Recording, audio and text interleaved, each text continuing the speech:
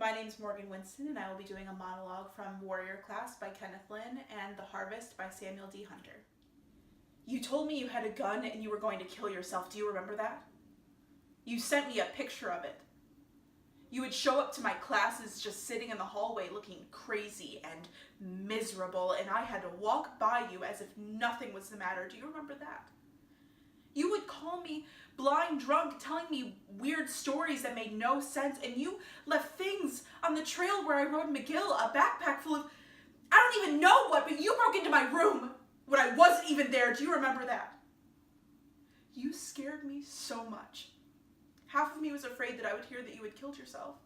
Half of me was afraid that you would hurt someone else, and half of me was afraid that you'd, to me, and I couldn't help myself, and I wanted to. God help me. I tried, and that did something to me. I was the one who was supposed to move to New York or DC, and I was the one who was supposed to have my dreams turn into something, so I'm sorry.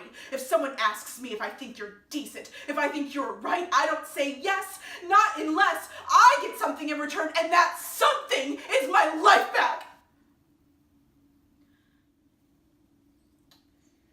Josh, you're a smart guy. I'm just saying, you're a smart guy. I'm a smart gal. You're a smart guy.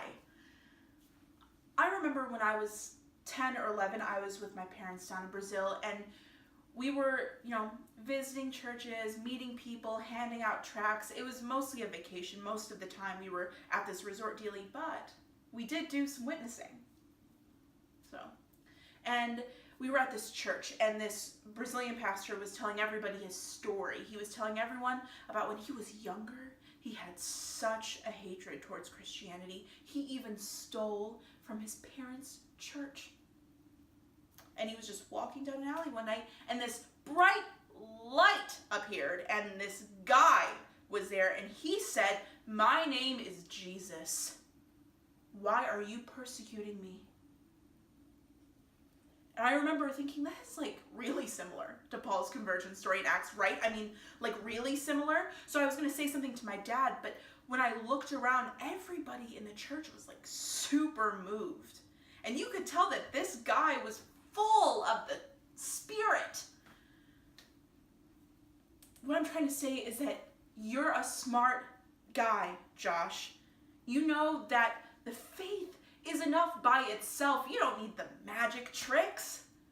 Faith and the Spirit is always enough.